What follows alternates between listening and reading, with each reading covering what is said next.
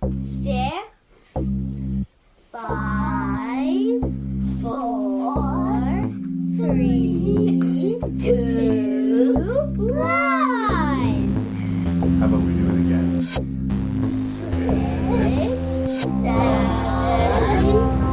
4, 3, 2, 1.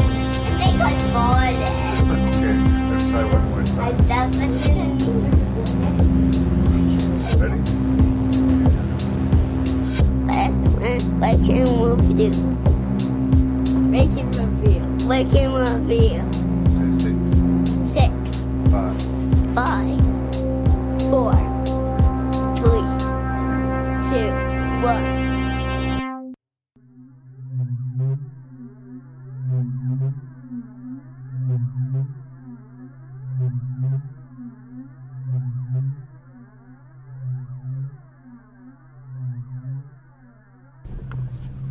Hello and welcome to the 62nd episode of Rank and Review.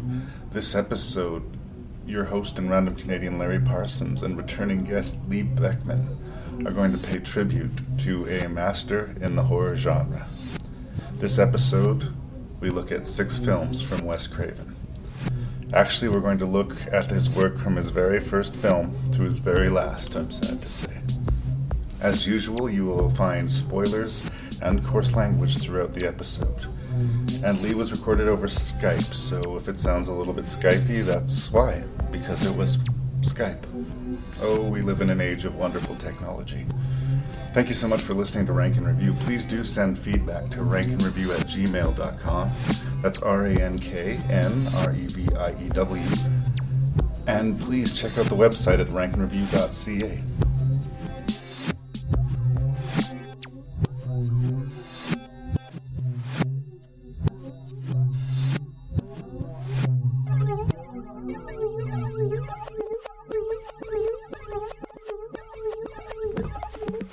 So by the time this episode drops, it's going to be 2016. This is the first Rank and Review of 2016. And unfortunately, on August 30th of 2015, we lost something of a horror icon in Wes Craven.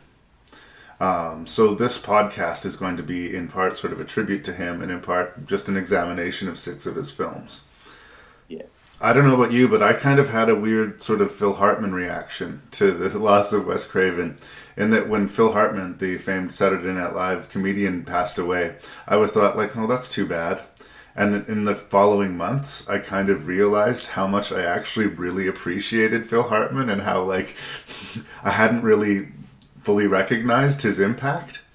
Because I like Wes Craven, and I've liked a lot of his movies, but I've also, kind of fallen on the other side of it. But for better or for worse, he spent most of his 76 years dedicating his life to the horror genre and to horror cinema. So he is worthy of my respect. What do you feel about Wes Craven? Well, I'm actually going to quote you, but I'm also going to quote the great Joni Mitchell. You mentioned this earlier, is you don't know what you've got till it's gone in regards to Wes Craven. Yeah. The man was very, very interesting, and like, not only with his horror movies, but he was an academic. He actually taught at a university level. He was a pornographer. he got his start. He started directing, softcore porn, which actually a lot of filmmakers in that time, that's how they cut their teeth. They were referred to as marital aids. They did not like to use the P word. Yes. He was also a professional bird watcher, and when I did my research.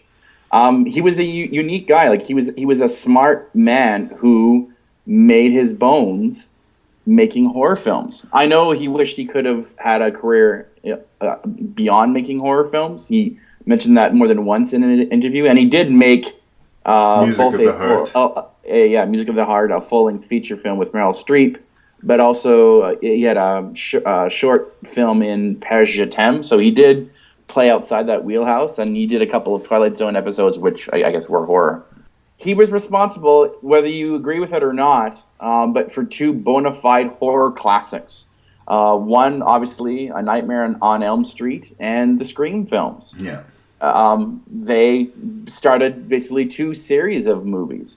I think we're going to examine 2 films at least today, that I think are better than those, in my humble opinion. Yeah. But love them or hate them, he did make two bona fide horror classic movies.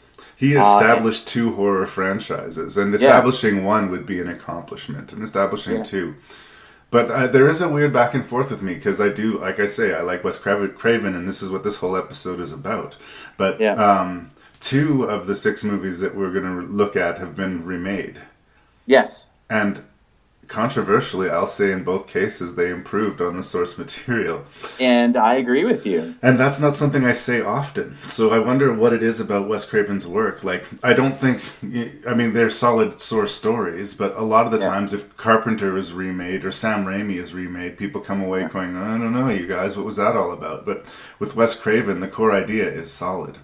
Yeah. He seems to me to be like this philosophical, deep thinker. Like, he should be some, educator talking about, ancient times, but instead he's focusing his energy on how to scare people and kind of sneakily teach at the same time. Yeah, but that's what I liked about him, was that there was a lot going on with his movies. The subtext or context below, I have found to be like nice little juicy bits. He provided some beautiful imagery in his movies, and we'll talk about that in this show. But I miss him.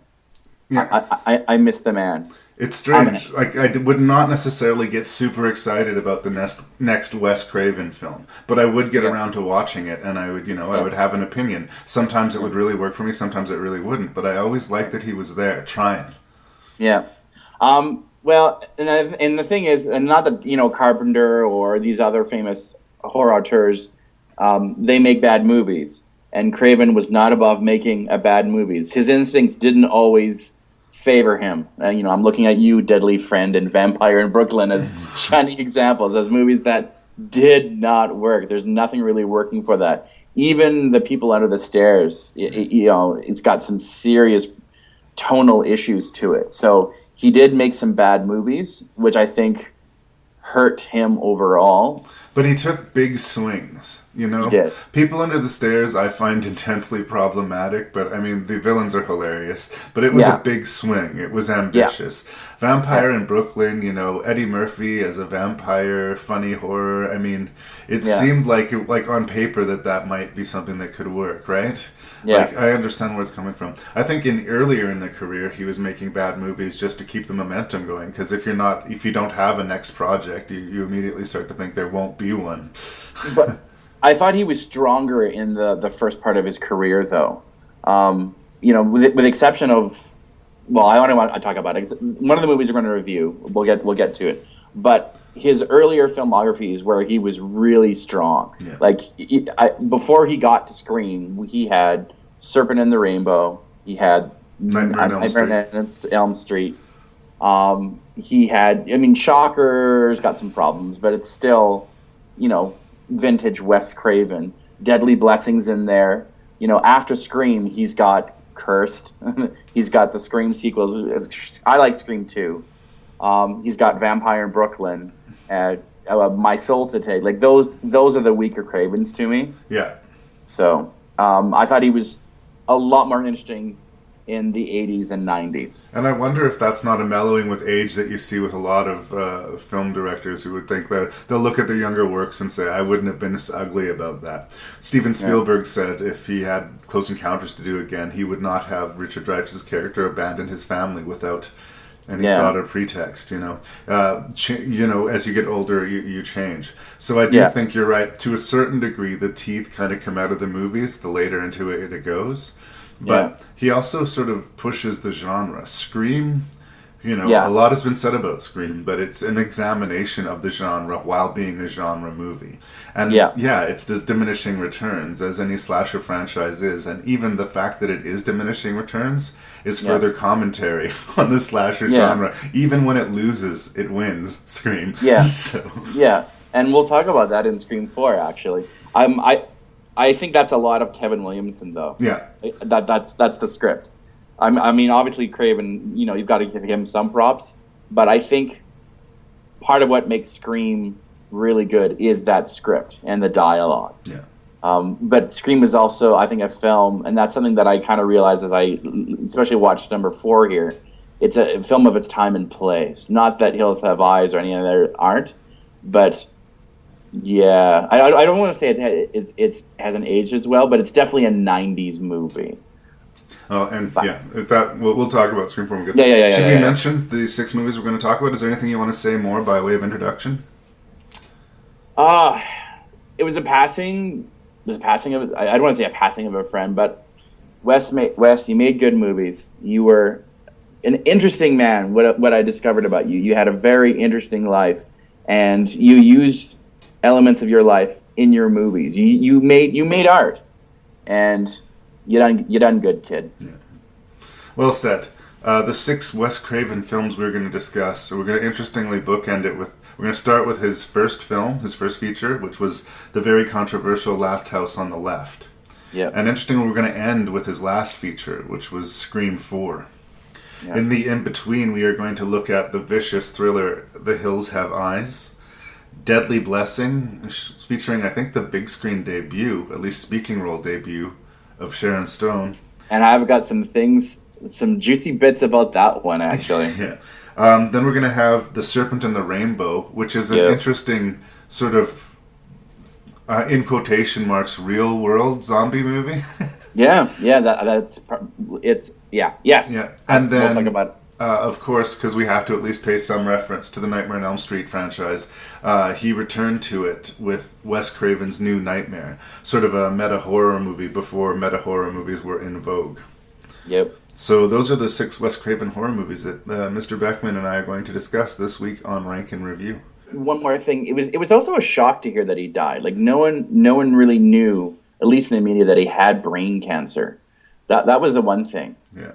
That sort of took me aback. When I found out about it, it was sort of like, he's dead of brain cancer. Yeah. I read this interview with this man who interviewed him literally a week before his death, and he looked frail and everything. And he talked about his body of work, and the one thing he said was that him and his wife were just like the nicest, least pretentious people, and he just seemed like not at all like the guy who could make these horrific movies. So Well, that's a common refrain about horror directors, though. It seems like they get all of that shit out in their work, and in their private lives they're completely well balanced. You're expecting to meet this like devious weasel character, and no, I think he was a sort of a gentle, philosophical guy, and a deep thinker, which is why it's particularly cruel that he would be fallen by brain cancer of all things. Yeah, I know. But yeah, I love me some Wes Craven. Let's talk about it. Here's the first motion picture to offer to the daring a look into the final, maddening space between life and death. The Last House on the Left. To avoid fainting, keep repeating. It's only a movie. Only a movie. So, in the very early 70s, Sean S. Cunningham, who would eventually bring us the Friday the 13th franchise, and Wes Craven were a couple of basically no-budget filmmakers. And Cunningham produced this first feature from Wes Craven, this Last House on the Left. And I think it's an infamous film. It's one of the films sort of credited as being responsible for the Video Nasties list, this and Texas Chainsaw Massacre, for its brutality. And I do get it. It is definitely an incredibly brutal and violent sort of revenge picture. It is a nasty piece, yeah. But I think it's hard to look at The Last House on the Left in 2015. I think the way to watch The Last House on the Left is to watch it in 1972. I think in 1972, this is a very impactful, sort of shocking, grisly, like, oh my god, what am I looking at, horror movie. And in 2015, it looks like an amateurish, frankly, kind of exploitation piece that maybe, then I hate to say this in a tribute episode to Wes Craven, is not entirely worth the cult status that it owns. The content is what gives it its status, the torture, the violence, the visceral, end of it. But I'm not as big. I don't think that the performances are particularly strong. And I don't think the execution is that effective. But it's his first film. So how many people's first film are amazing, too? Yeah. It's culturally relevant. It had ripples in the sort of media culture of its day, and it definitely made people sort of look at Wes Craven. In that respect, I can call it a success. But for me, in most other ways, I don't. But I realize this is an unpopular opinion, so I'm going to send that ball right back to you. Well, I'm going to start actually talking about torture porn, because I am a defender of torture porn when it's done right. You know, films like Saw, The Human Centipede, Hostel, Cannibal Holocaust, I think all have places in the sort of cinema oeuvre. But I had a hard time with this movie as well. And it's more to do with some of the choices that Craven had. First off, and it's the music in this film that apparently, like, David Hess helped create. He's the actor that plays Krug, believe it or not. Right. The scene where they're driving in the car and they've got the two girls, and there's this like sort of Karen Carpenter-esque kind of music playing, and then we've got the rape scene and the torture scenes, and there's that chase scene, and once again that sort of 70s Carpenter music. It's very deliberate. kind of abstract, ambient, noise-based music. Yeah. So Yeah. it kind of is abrasive to the ears, and I guess that matches all the abrasiveness to the eyes. But it takes away the tension, not the ugliness and brutality, but it takes away some of the power. And that's just I think, a wrong instinct by both Craven and Cunningham and Krug, believe it or not. It really, really threw me off. Like, you're supposed to be, and I was viscerally affected by what was seen, but then you have this music and you're kind of going, what? And I shouldn't be feeling that. Also, the side story with the cops, that was supposed to be funny. yeah. And it's not. It's like this Benny Hill. It's a different movie, and an equally not interesting movie, but like it really does sort of announce itself as unnecessary. I think we should do a little bit of service to the plot here. We should, yeah. We've jumped right in here. Go ahead. Basically, two young girls. So one of them's about to celebrate I want to say her 17th birthday. They're going to a concert. They're going to a concert, and while they're on their way, they hear a radio broadcast about, bad people have escaped, and basically a very quintessential classic form horror movie setup. These girls come across a gang of bad people, and they are tormented. One of them is killed, one of them is raped and nearly killed, and it's brutally executed. And it's not just the violence of it, it's the humiliation, the psychological torment, and stuff that people would be shocked to see. Even today, it's still shocking that they demand that this girl wets herself. Yeah, no. Well, people got into fights apparently at the movie theaters. People tried to break in to the projector. The film apparently was cut and sliced. They had to find the original negative to put it on this DVD with the whole uncut, but they had to search high and low. For years, both Cunningham and Craven didn't know where all of this film was, because people theater owners would get the film, screen it, realize what they had, and would censor the film themselves. So when you're talking about how this film had an impact, yeah, it really, really did. I think not since The Exorcist had a film at that point really sort of shook America. But it was a nasty bit of business, this movie. Yeah. And like I said, it is the humiliation that is hard to watch. You talked about the performances and how they were weak. I will disagree with you. I think that's one of the strong points of the movie. I think both girls, and what are their names here? Sandra Castle and Lucy Grantham? Yeah, they play Marie and Phyllis. They bring it. As far as their torment and their death, absolutely. I believe they're suffering. I do. Well, because they really are. That scene where she urinates, she actually urinates herself. And knowing that, that's humiliating. Yeah. And the group's reaction to sort of laugh and scream and holler at it. My perception of this might be colored a little bit by the remake because I really, actually, genuinely liked the remake and the performances because I kind of understood everybody more. Yeah. I mean, the girls are fairly simple. They're just girls who want to go out and have a good time and don't have a really good danger detector in their head. Yeah. But in a way, the guys are evil in the remake, but I kind of believe them. In a way, I don't here. Really? Because once again, I thought David Hess and who else here?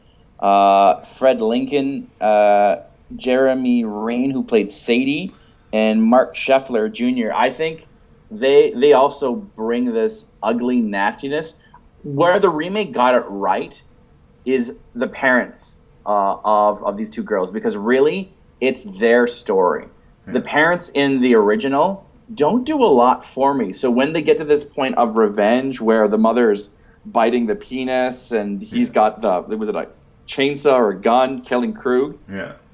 It wasn't there for me. But the remake, I think, really realized is we get a lot more of the parents and the performances are a lot stronger. So when the revenge part happens, you're in there going, yeah, give it to him. And it's still a brutal movie. There's not as much embarrassment and shame with the remake, I think. Like, there's no urinating but there is still a pretty brutal rape scene, which the stakes are really high again. This was more experiential. I sat there and I had a sour look on my face, but I don't know if I could say that I was like involved with it. I was experiencing it. Yeah. Whereas I was involved with it in the remake. But I'm going to try and pull it away from the remake. There are a few things here that I will say that I kind of get what he was going for. It just wasn't working for me. Yeah. When they're initially getting ensnared, and you can tell that this is going to snowball. This is going to get really ugly. Yeah. We will occasionally cut back to the parents, and they're like preparing this surprise birthday party. This sort of juxtaposition of this, completely nice, loving gesture towards this horror and nightmare that's being. I understand what he's going for there, but you're right. His attempts at humor with the side story with the police don't ring true with the high and ugly stakes of what we're seeing other places in the movie. It also does nothing to really further the story. No. Like, honestly, you could cut the cops out. You would have sort of an oxymoron, a long, short film, but it does nothing to the story. They only show up at the bitter end right as the father is killing the last of them. Yeah. And they really don't, they go, and realize that they witnessed a murder, and that's it, and then roll credits. Yeah. So you're sort of asking, what are the police doing here? Maybe they were part of, this movie is based off The Virgin Spring, which was an Ingmar Bergman film. I have not seen it, so I don't know. Maybe that's why they would put the cops in there. Maybe they thought it would release some tension, but it's just sort of puzzling. Martin Kove is one of the actors. For all you geek people out there, Martin Kove was the bad guy in the original Karate Kid movie. He was the evil trainer who trained that bully. But yeah, you're just kind of going, what is the point of this? What is the point of that hippie scene where the cops stop the hippie, which is Steve Miner, by the way. Yeah. Yeah, it was weird seeing Steve Miner and him talking about it. But Steve Miner spent his early career being Sean S. Cunningham's shadow in a lot of ways. Yeah. Yeah. But that was one thing that just really kind of took me out of the movie. But yeah, I think as well, with The Virgin Spring, there is a redemption piece. I haven't seen it, but just reading about it, it's a religious movie. It's about, there's a beast in all of us, but we need to be forgiven. There's that redemptive piece to it. This kind of is short on that. Yeah, it's short on that. And I mean, it is sort of short on the remake as well. There's not there as well. But I think, once again, I'll bring that back to the parents. But there's no real redemptive piece. It's just an ugly picture, and by the end you're kind of going, what's the point? I will bring it back to religion again when we talk about Deadly Blessing, because I did want to talk about it, but Wes Craven himself was raised in a strict religious household. In fact, he wasn't allowed to go to movies, and I feel like this is the pendulum sort of swinging to the other extreme when he finally broke free of that and decided he was going to not only turn his back on that, but he was going to be an artiste, and he was going to embrace all of the things that were once forbidden to him. When he made his first feature film, he made an ugly, visceral, primal howl of a movie The trailer for this movie, it has this mantra, you know, no matter how upset you get, you can just repeat to yourself, it's only a movie. It's only a movie. It's only a movie. Yeah. So, like, it's interesting that I think part of the meanness, part of the evil in this movie comes sort of from him breaking the chains of religious repression. And it's funny because somebody who would still be in that prison of oppression or whatever would look at this movie and think of it, well, as torture porn or you know, something that should be banned. Governments have organized, you know, to prohibit people from watching movies like this. And the interesting thing is that in the end, I kind of feel like they were maybe doing people a favor. I don't necessarily think it's that great of a movie, but I understand why it's culturally relevant. I understand why people, you know, pay attention to it and why it's a significant horror movie. And to make an impactful, significant horror movie with your first one out the gate, congratulations, Mr. Craven. It's just not my bag at all. Yeah. It's interesting because I watched the special features on the disc, and he talked about how the mood on the set was pretty, you know, light and happy for a lot of it. But then they got to this scene where the one girl's disemboweled. Yeah. And he said that's the day that everything changed. It just shifted. There was no more laughter. They had lunch and no one really said anything. And that's when he realized that he maybe had taken it a little too far. It's not fun for anyone, even the actors anymore. Yeah. And it, ironically, once again, doing some research on this, Wes Craven himself has never seen the completed version of it. He's seen the movie because he shot and made it. Yeah. But he himself says he can't watch it. Wow. Well, and that's an interesting thing to discuss, depending on what version you get. We have ourselves basing this review on sort of the standard print, the 1 hour and 24 minute version. But it's been cut to as low as 1 hour and 16 minutes. And there is a print that is apparently 1 hour and 33 minutes. So depending on what you watch, you'll see more or less of these girls being debased and humiliated. In some versions, they're stripped and forced to make love to each other. In some versions, they're not. You know, like it's a prolonged and ugly sequence, and that's kind of what the movie swings on. And I kind of feel like the movie should swing on the pivot of the parents' realization and revenge. But I don't know that that's what happened here. That's what I connect to. That's like the Papa Bear instinct in me. If someone did something bad to one of my kids, I would go to some primal rage probably pretty quickly. And I think that it's still unhealthy, it's still wrong, it's still destructive. But I think that is a force that can be triggered and unleashed. And that is a worthy subject of horror. I just think that it was frankly better handled in the remake. I say this with all due respect to Craven, but he made an influential, sort of important horror movie. I don't happen to like it a lot, but some people may. And it's, you know, no matter what I say, it's always going to be the infamous Last House on the Left. Yes. That trailer music with the that also took me out of it, man. I mean, you can't take away from where it left its mark. Like, you mentioned Last House on the Left, and people go, ooh. whether you enjoy, it's the wrong word. Whether you see it as a quality piece of film or not, you can't deny its power and where it made its mark. So I'll give you that. Craven also said he wanted to make something ugly. And I kind of understand and respect that, because I think he is. I agree with you. I think he is working out his anger at the repression he experienced as a child, and he's even said so himself, that he looks at his movies and he can see the anger there. I was actually going to talk about this during Deadly Blessing, but yeah, he's mentioned about how he felt like he missed out on a lot because of his upbringing. It's quite a start. I'll agree with you. It's quite a start. Yeah. His instincts aren't quite honed yet, but you could definitely see the talent there. Yeah. It's more, quote, important and, quote, interesting than it is, quote, good, in my opinion. But I get why people are still talking about The Last House on the Left. The hills have eyes. A night of terror. A day of vengeance where no one was spared. No one. Kill the babe! Kill me! They fought back. Anything was a weapon.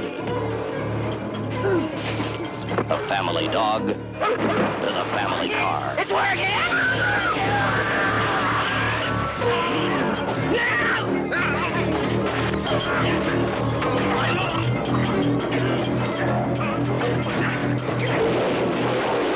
The Hills Have Eyes, the most shocking, terrifying film you will ever see, by Wes Craven, writer and director of The Last House on the Left.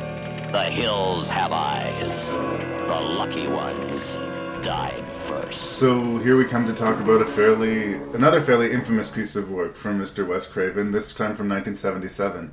Yep. And this is called The Hills Have Eyes. It has in common with The Last House on the Left that it was remade in the last 10 years, and I think very successfully, by Alexandre Aja.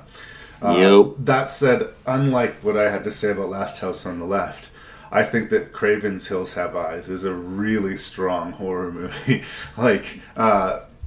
Its elements are all familiar, you know? A group of people go to a place that is forbidden, that they should not go, and they get picked off one at a time. But the major difference here is that instead of it being Teenage Nitwick number 1, Teenage Nitwick number 2, and Teenage Nitwick number 3, it's a family. Yep. It's a family in a trailer, and they are fighting for survival. And every loss has such impact to them. Yeah. The stakes are impossibly high just because it's a family. Yeah, and they're not stupid either, really, in a lot of ways. I think they make a wrong decision, obviously, going out in the desert. But these are smart people that come to the realization pretty quickly that they're being hunted, and they're being hunted brutally. Yeah. It's a civilized family that's being hunted by an uncivilized family. Yeah. Now, the history of these creatures, these hill folk, is not as richly explored in the original. There's a little bit more mystery to them. But they definitely have a family dynamic. And we do, in a limited way, get to explore it. We kind of get to know both families. And we love one family, and we fucking despise the other. Yeah. Apparently, it's it's loosely based off a true story of the Sawney Bean saga. Apparently, it took place in Scotland. I don't know the time exactly, but apparently there was a family of rogues living in the Scottish forest that would sabotage and kidnap and murder families or groups as they would pass through this forest. And they actually did take a child to use as a sort of ritual sacrifice. Craven came upon this story in the library when he got money to do a movie, basically in a desert. He got and had the equipment that from his softcore porno days that he had rented, and went off and made this film with Peter Locke. It's a simple story, I agree, but it's really well done, and it's due to the fact that you've got a director whose skills are sharper, and visually he starts to improve as well. I really like the opening credits with the silhouette of the hills. I don't know, and just with the choice of music as well, I thought it was aesthetically pleasing and eerie, and it was a great way to start the movie. It's simple, really. I mean, you just got the font with the credits and this black silhouette of the mountains of the desert, and right away I was sucked in, kind of going, okay, all right, because I hadn't seen this movie before. This is the first time I'd actually seen Craven's version was for this podcast. Oh wow, that's interesting. And so I'd seen the remake before I'd actually seen this version. So that might color your perspective a little bit. See, to me, The Hills Have Eyes takes sort of the themes and ideas and approach of Last House on the Left and kind of perfects them as much as he could within the parameters of 1977. Yeah. He kept the visceral violence, he kept the high stakes, he kept sort of the violation and breaking of the family and that sort of violence. Yeah. But he recontextualized the story and gave us characters that we could identify with more than just relating to their suffrage, but it becomes survival horror. Like, what the fuck would I do to get out of that situation? And a lot of people, myself included, I like to think of myself as a fairly peaceful person. Like, I am not a violent man. I make jokes, but like, I am despite being a big, intimidating-looking fellow, I'm a teddy bear. Yeah. And one of the things that's interesting about the horror genre and about stories like this, that it presents a scenario to me where I could be turned into a very violent person. Yeah. If somebody violated and hurt my family like this, and my back was against the wall, and I couldn't call the police, If it came to picking up a rock and bashing in somebody's skull, I would. Yeah. You know? And again, it's just different. Watching your father get burned alive or your brother get bludgeoned to death by a crowbar has way more impact than your schoolmate or, you know, the guy who you caught a ride with to this, you know, remote location. Yeah. The fact that they're not dumb kids, they have a car, they're just taking a shortcut through the desert, and their car breaks down, right? Well, they're booby trapped. It's booby traps. They're sabotage. Yeah, but it's not because they were stupid. It was nothing they did. They just happened to go to the wrong place. Without knowing it, they were in the wrong place. Yeah. And it costs most of them their lives.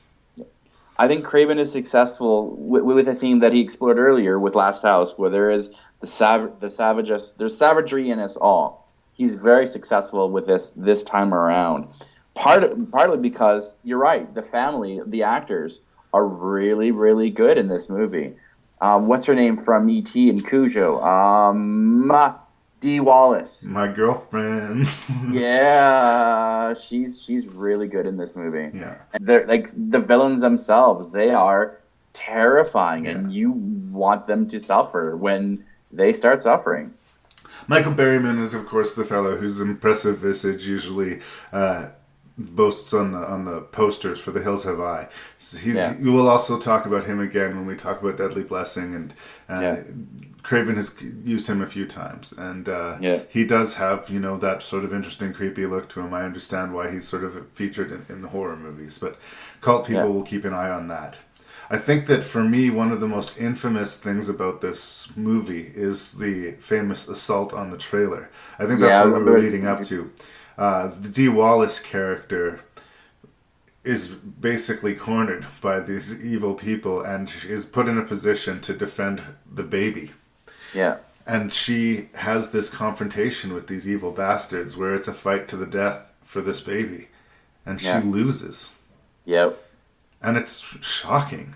It's still shocking. It's shocking today. Like, it's like not what you expect. And the fact that the family has been played and manipulated, the men have been drawn away so that this can happen. Yeah. You know, it is brutal.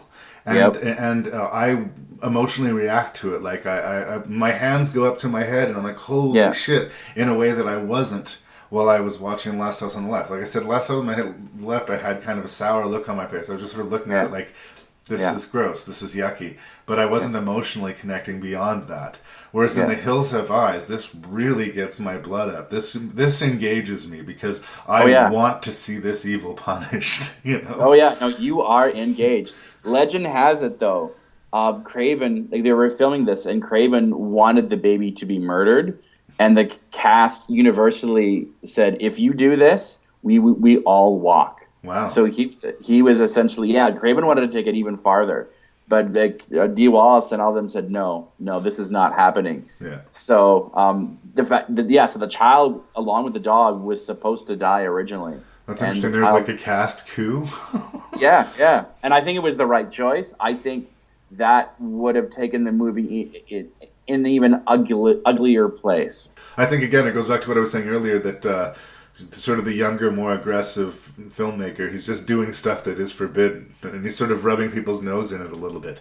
But this time he's doing it within the context of a high-stakes, thrilling story. And I would argue that he didn't quite successfully do that the first time out. Yeah, no, that trailer scene, it's still famous to the day, both in the original and it's done really well in the remake. They used that dead dog was actually a dead dog as well. They bought it from the local sheriff, I found out. Yeah, that also makes me go, yeah. Speaking of dogs, I mean, that's heartbreaking that was a real dead dog. But it has one of my favorite, you go puppy dog, somebody feed that dog a steak scenes in movie history. Because at that point, we want the good guys to have a win so badly. And the dog, of all people, delivers that win. And they don't even know it happened, but we did. It was a relief for the audience, but not for the protagonists. It was like... Oh, no, I was yelling, go Fido, go Fido, Oh. It's a birthday. Apparently, he really bit Michael Berryman, too. He really hurt him. Oh, no. So kudos for him. But, when that other shepherd starts kicking ass and taking names, I was like, yeah... So yeah, good for him. It's another entry point for me in the family too, being such a dog person. The fact that they so love the dogs. The dogs are as much members of the family as anyone else, you know. And the dogs protect the family as vehemently as anybody else. I love it. Yeah. Yeah, no, you are affected when that one dog gets it, but they are protecting the family. So that's when things started going wrong. There's that scene with over the radio. I thought, oh. Well, that's just it. Like, they're not just killing these people. Part of it is they're really enjoying the torment on it, too. Yeah. These people are awful. And like I said, we don't understand them to the same degree that we do in the remake, when we understand that they've been sort of malformed and mutated due to nuclear testing. These people, as far as we know, are just like crazy inbred hill folk who like to fuck shit up. They're like rednecks taken to the most evil extreme possible. I think it's a good idea that we don't know a lot about them. We just know them as this sort of weird rogue family. I think that works to the terrifying nature of them. Apparently, I've never seen the sequel, but the sequel, of course, explains more of the family. And also, Michael Berryman's character survives somehow when he's clearly dead in this one. No, his throat's out. Yeah, so... Oh, yeah, and he breaks his leg. That scene was also... No, there's lots of scenes, and again, still, it was made in 1977, that today make you go, oh my god, dude, that's awful. Yeah, I was doing a lot of ooh, and I was eating chicken while this was going on as well. That also added some aesthetics to it. Maybe not the right choice for watching that movie. Using any weapons that are available, including a rattlesnake. Yeah, that steak was a good choice. Although, Craven's got a thing about using animals as weapons. Not only this, but in Deadly Blessing as well. Yeah, no, he does have a thing, I think, specifically with snakes. You'll see it again and again in his film, snake imagery, where it's not necessarily asked or called for. We're going to definitely see it again in Serpent and the Rainbow. We're going to see it again in Deadly Blessing. And we see it here. It's not even like the context here makes a little bit more sense that there'd be a rattlesnake there, but the way in which it's used in the plot is interesting. But did it rock you like a hurricane, Larry? Really, like the problems with the movie for me are still kind of minimal. Like there's a 70s aesthetic to the delivery and the execution of the performances because it was made in the 70s, and that I completely give it a pass on that. Some of the effects are more convincing than others, but none is so unconvincing as to take me out of it. It's a was never really thinking strong horror movie, and I recommend it. I think this movie and its remake kind of hold hands. I guess I would have to say, if I was asked to pick which one I prefer, I would say I like the remake a little bit more. Yeah. But it's tough. It's tough. And, I don't know, man. Like, I really, really enjoyed this version. They're both good. Like, I'm not disagreeing with you. They're both very strong, visceral movies. And I was deeply affected by them. I don't know. It's tough. I really enjoyed this movie. Even speaking about it now, it's coming back to me and how it moved me. The trailer scene really does it for me, because when Dee Wallace loses the baby, you are horrified. So you're I don't just know. not ready for it. You just don't expect it. It's like when we talked about Carpenter with the little girl getting killed at the ice cream truck. Yeah. You just don't expect that. You don't expect a mother to, stand up to defend her child and then die and have the child taken. It's just it's immense. Yeah. Big thumbs up for The Hills Have Eyes. In the rolling hills of eastern Pennsylvania, in this quiet community of simple farmers, untouched by time, a gruesome secret has been protected for generations. Into this world come 3 young women, drawn by the beauty of the land, unaware of the mystery it holds. How could they have known that what they would discover would call forth a deadly blessing?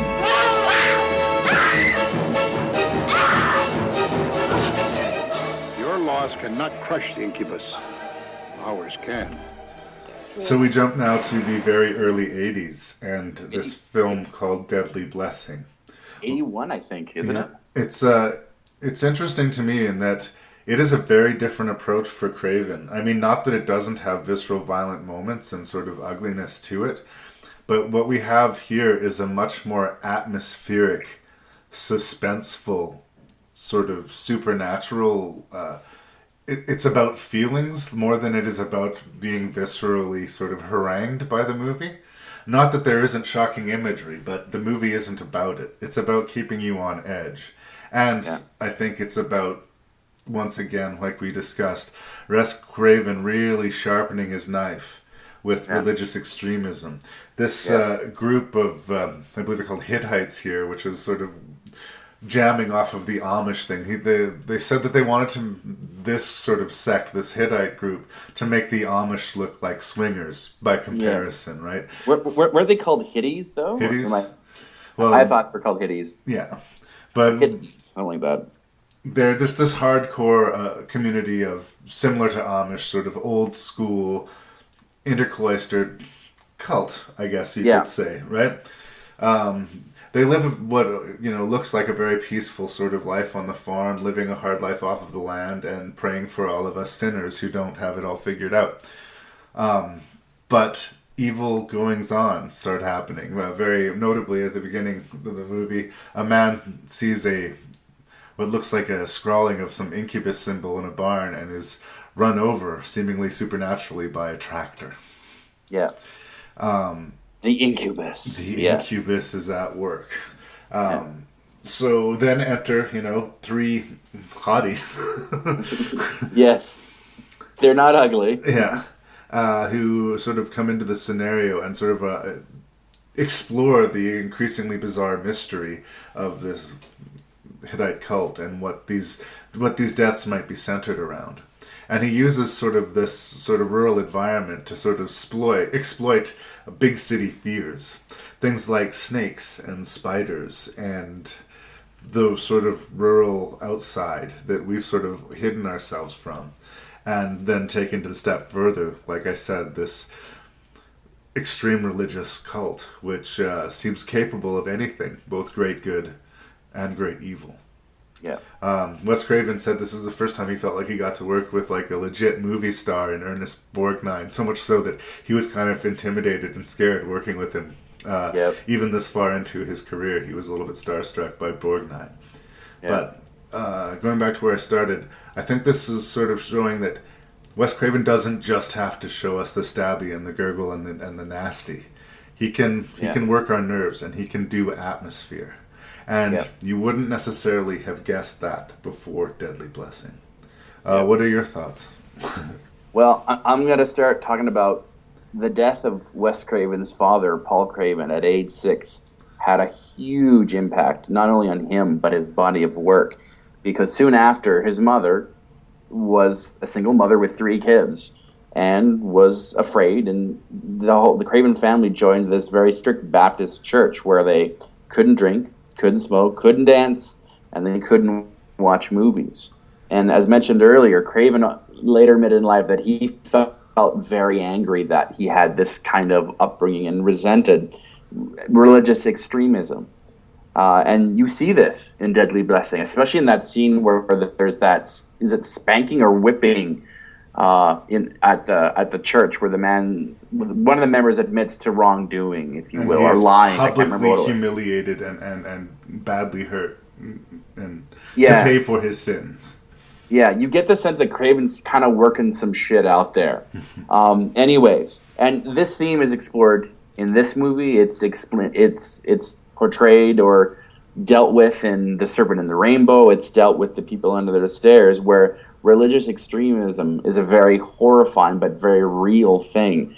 And I find it very fascinating. I also find it kind of fascinating that the one film that sort of started him on the path of filmmaking was To Kill a Mockingbird, believe it or not. That's the film that really he knew where he wanted to make films. I found that kind of interesting. But yeah, the theme of religious extremism and the dangers of that are all over this movie, and you can't take your eyes off it. Yeah, it's I don't know, it's terrifying. It does definitely have some creepy elements to it. Yeah. I will say it kind of is reliant on a lot of scenes where people walk slowly from one place to another in the dark. And it's also very reliant on dream sequences and visions and things like, did that really happen? Did it not? Yeah. And a lot of this you just kind of have to take on the chin. You just sort of have to say, well, that was a scary scene because I'm watching a scary horror movie and there needed to be a scary scene there. But there is a looseness to it in that not all of it necessarily seems to connect together perfectly well. But what is happening is that I want to sort of see the resolution to this. And it is effectively creepy. Yeah. I will also say that circa 81, Sharon Stone is very attractive. Yeah. And the women do feel like the fish out of water here. The main character is being pressured to sell her land from this religious sect and has continued to refuse so. So she believes that she's trying to be scared off the land by these bad people, and the bad people believe that she's a sinner and she's trying to be scared off the land by the evil succubus. Yeah. I think where we get to the most problematic point is we're towards the end of the movie, because I think the thesis of the movie is that the evil comes from man. Man gives it a name and gives it a shape and calls it the incubus or the sin or whatever, but it is all man. It is all created by man. The evil in this movie is man. But Wes Craven had a final sequence forced on him at the end of the movie. Because this was the age of Carrie. This was the age of Friday the 13th. You had to end with a big jump scare. Yeah. So after that thesis is well maintained, and maybe people would be disappointed by that. They would wanted to see that incubus and it didn't happen, By actually having this demonic figure erupt out of the ground and pull this, our heroine down to the hells below.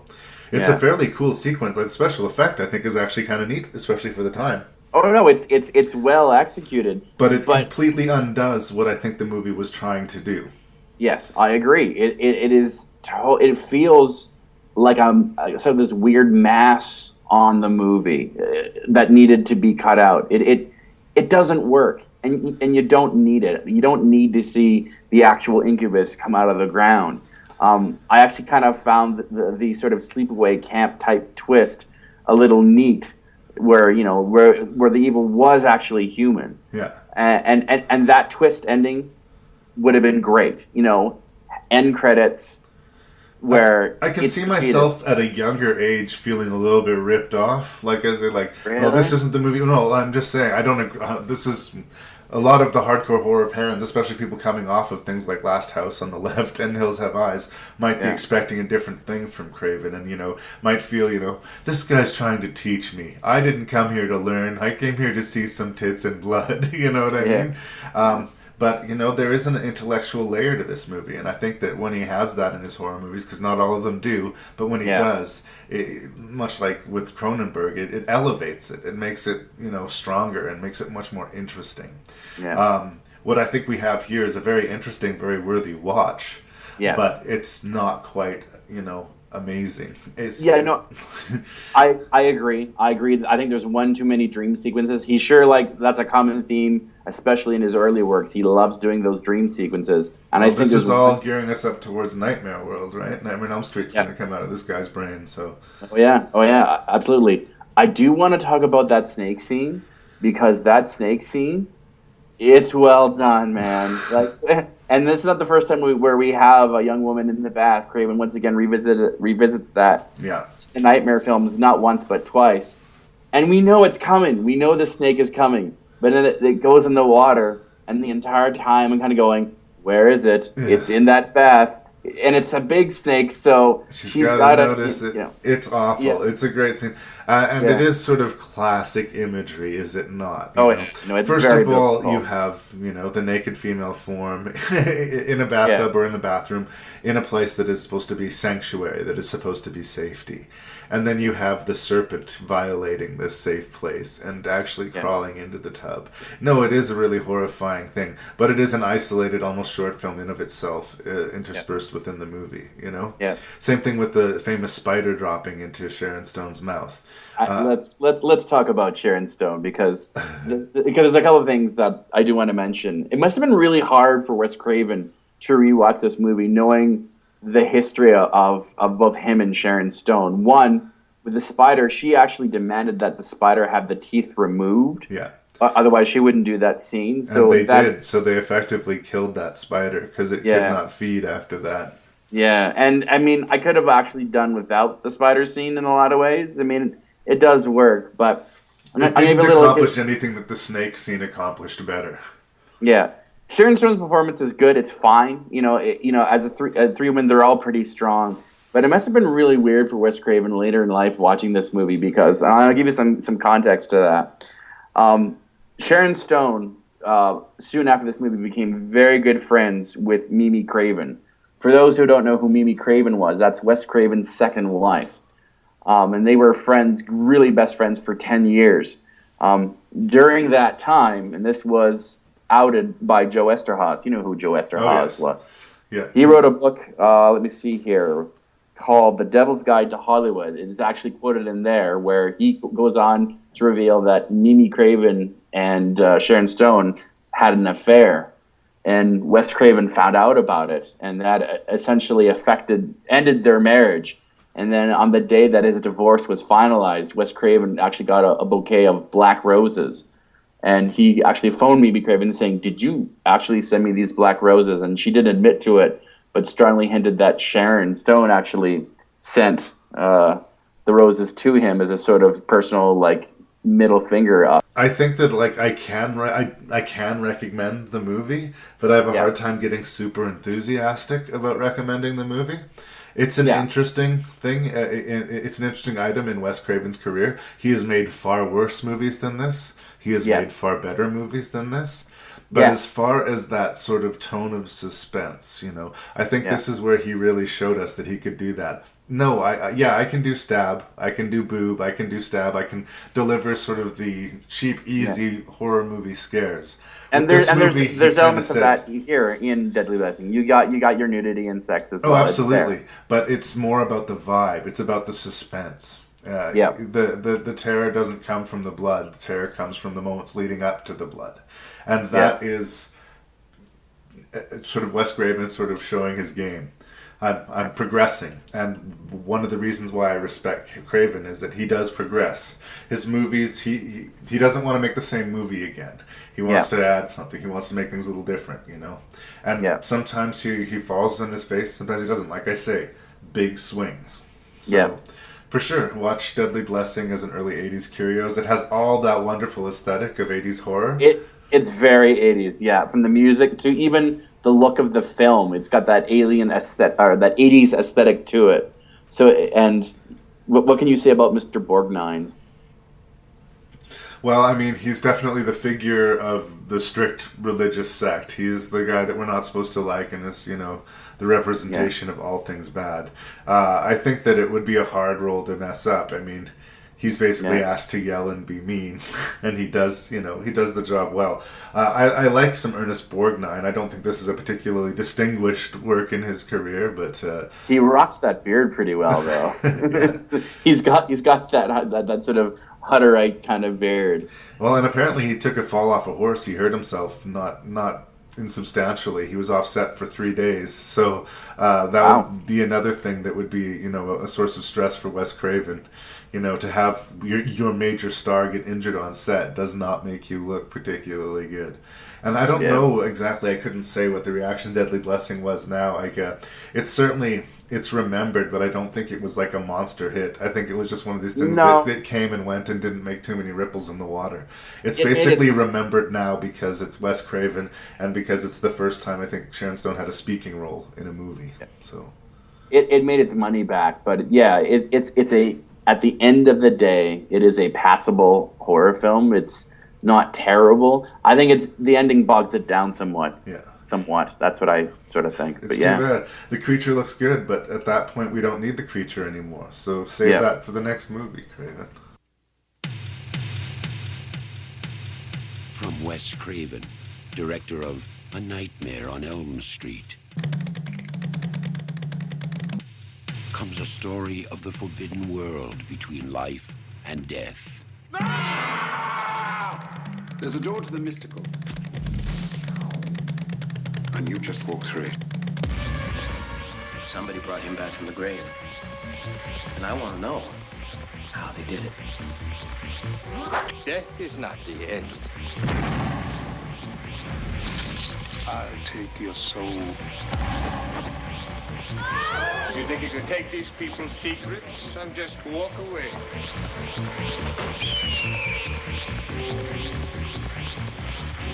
In the shadows of the imagination lies the ultimate nightmare. Don't let them bury me.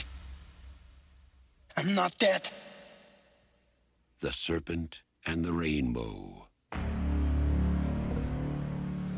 So we're going to jump ahead to the later 80s with The Serpent and the Rainbow. This is based on a book by Wade Davis, which was quite popular at the time.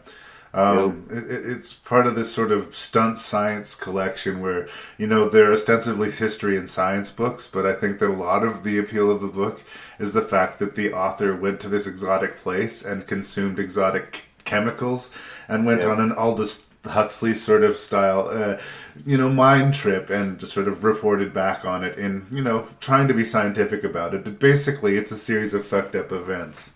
Yeah. And the political climate of Haiti and all of that is also explored in the book.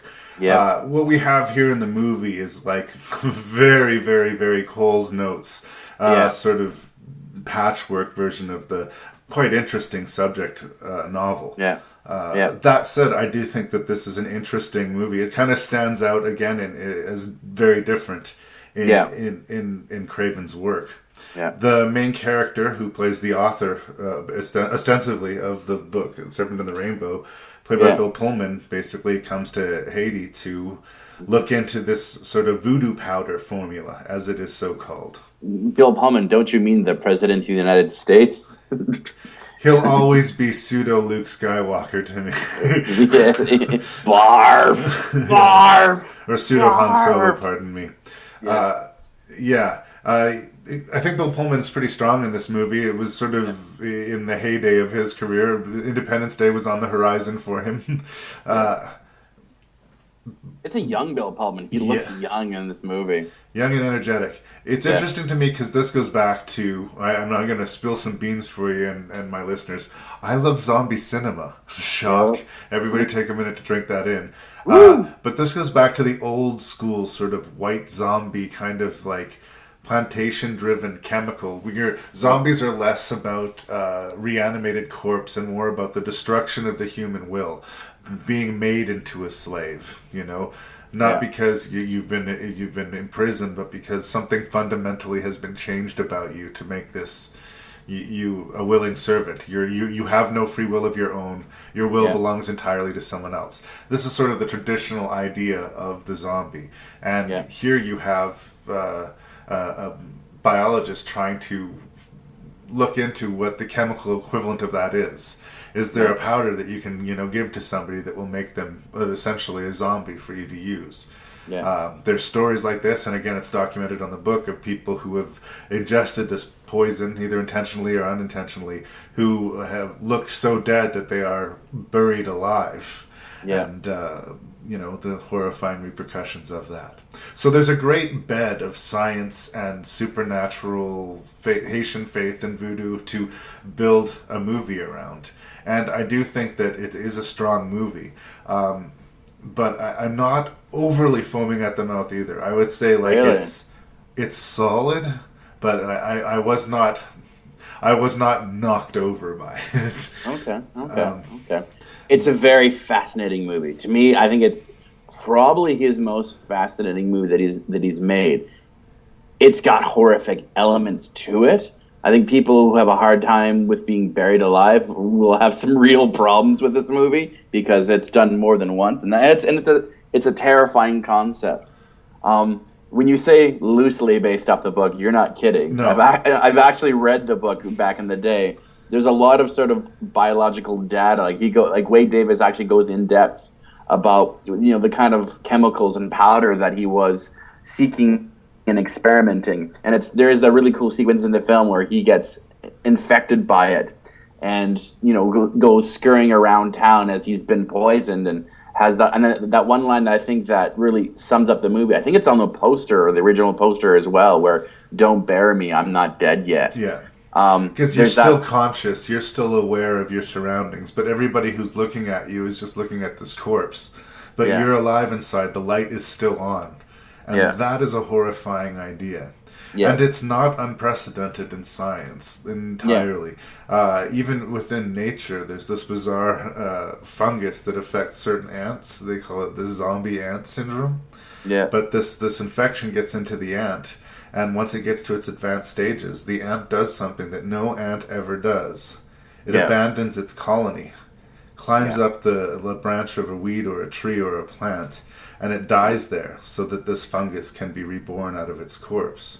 Yeah. And it's referred to as the zombie ant principle because some chemical overrides the ant's ability or knowledge base to stay with the colony and drives it away. Yeah. So it's not completely ridiculous supernatural stuff here. There are powders that can make you look like you're dead when you're not. There are powders that can destroy portions of your brain, but not all of it, and leave you basically chemically lobotomized. Yeah. And because there's, not a lot of control in, who's doing this, and the science is sort of mixed up with superstition and witch doctory, it's hard to trust what you're seeing or what you know or, what the potency of any given drug that your experience is going to be. So, yeah, you're absolutely right that it's a very, very interesting subject matter. And I think that we have it almost feels like a series of sequences. Like there's a sequence where he gets drugged. There's the dream sequence. There's the the torture sequence. It's a series of events, but the sort of through line story is kind of vague to me.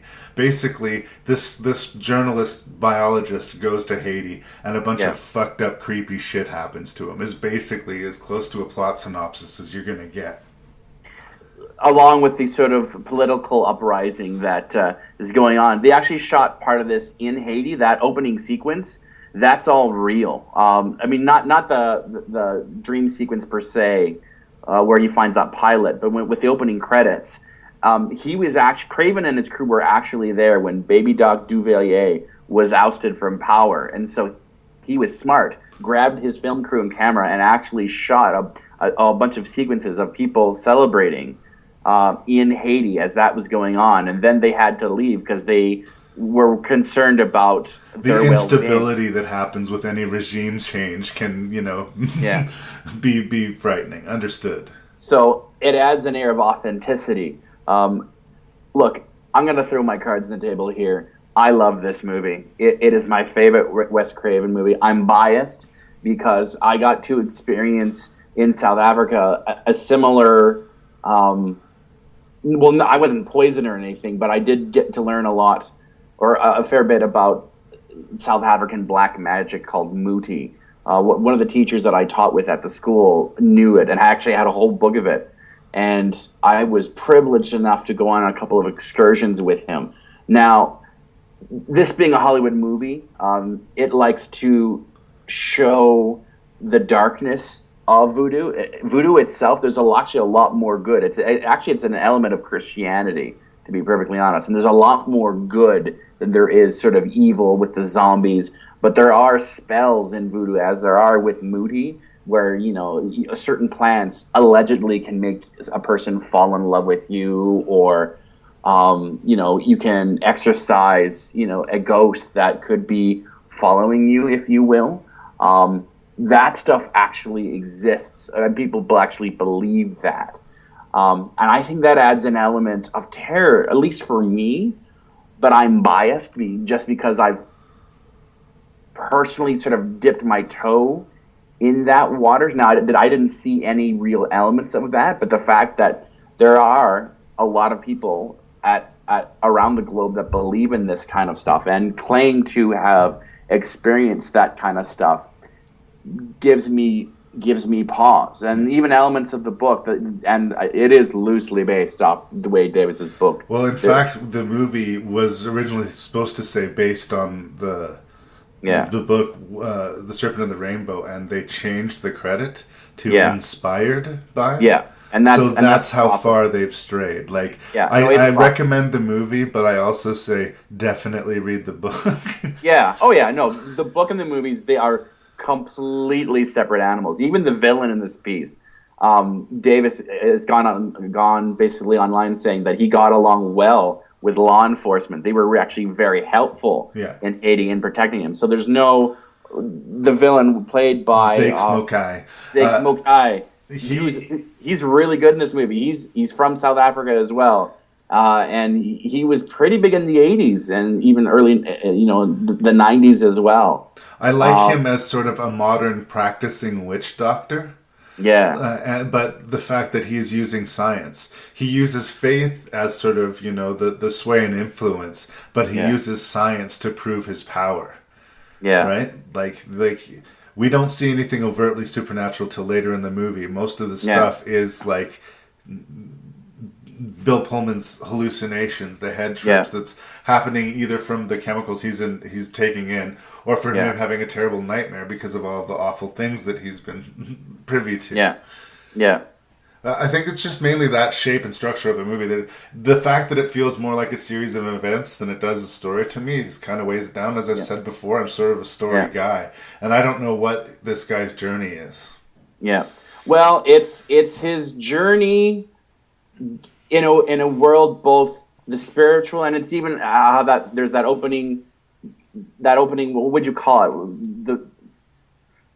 When the movie starts, is that little blurb at the beginning. Yeah. Prologue, if you will, where it says that there's a world in between reality and heaven, and that's in voodoo it's called the Serpent and the Rainbow, if you will. Once again, to me that's terrifying. Is it a linear story all the way? Yeah, I agree with you that it's more episodic. There's events than there's a solid through storyline, but I was thoroughly engrossed with this movie. The imagery alone, like this is Craven firing on all cylinders. That bride, that zombie bride. Yeah, that's the one image that is just burned into my brain from this movie. It's sort of what I think of when I think of this movie. Yeah, that jaw unhinging and that snake shooting out. I know it's coming, and I still jump. The sequence where once again it's a dream sequence, and he falls sort of backwards or upside down in the grave, and then falls into the grave and the blood starts to come up. That's beautifully well done. I even like the end battle. It's ridiculous, when the powder is released. It is ridiculous. Where, that other witch doctor's spirit is released and then it battles the evil Zeke Smokay. Yeah. And all of the evil that he has subjected our hero to through the film is subjected to him in about a 30-second period. Yeah, I also love the supporting cast, like the character of Louise Mozart, played by Brent Jennings.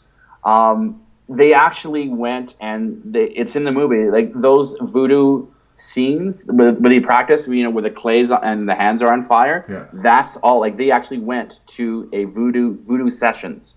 That's all real. That's all authentic. Craven was allowed to go in there and record that. And once again, to me, that I appreciate that air of authenticity. It also has probably one of the most brutal scenes of violence ever put on celluloid. That torture scene in the chair where he's naked and that line, "What do you want?"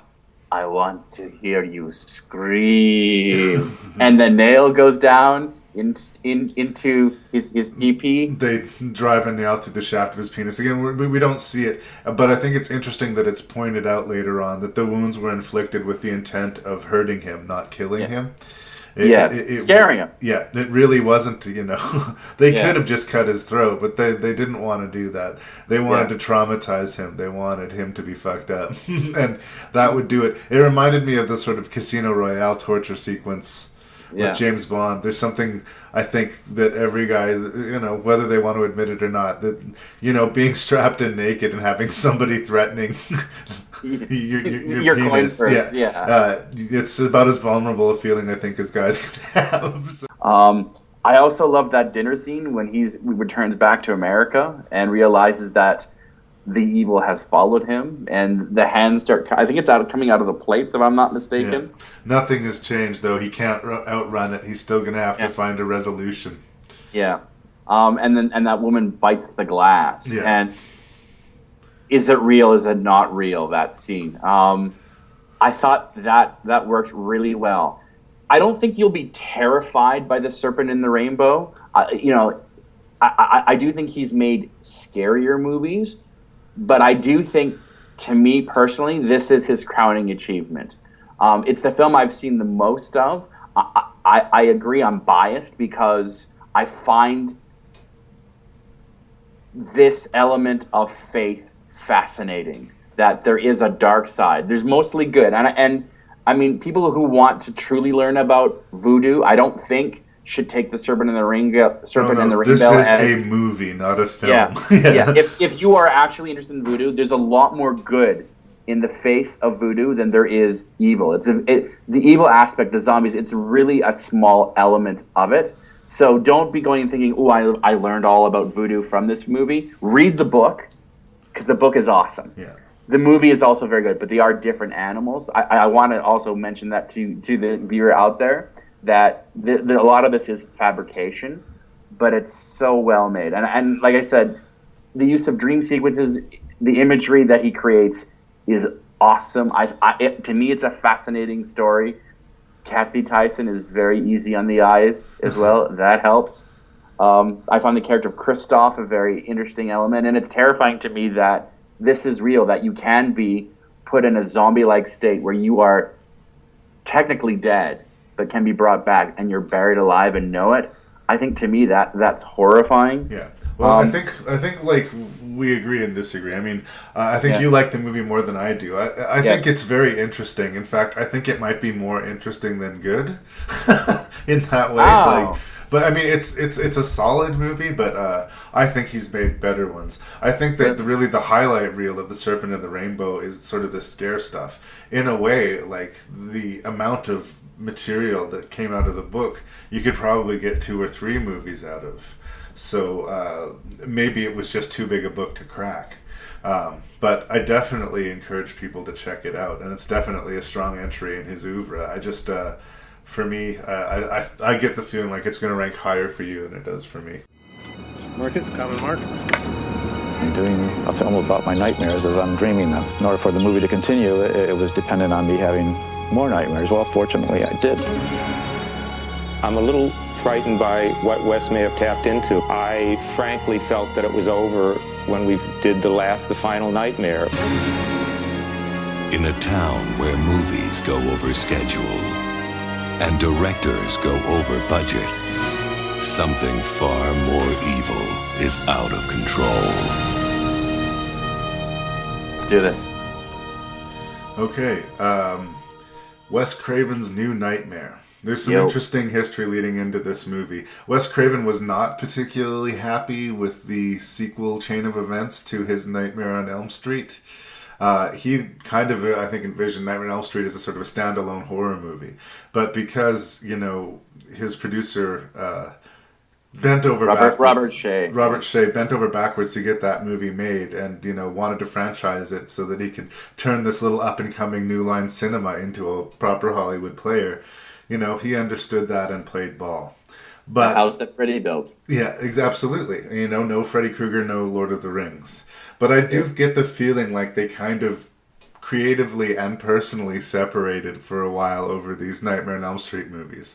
And when Freddy's dad properly shot the bed of the franchise. Woo! That's Freddy's dad. Robert Shea was still, he liked his golden goose, and he was going to get as many eggs out of it as he could.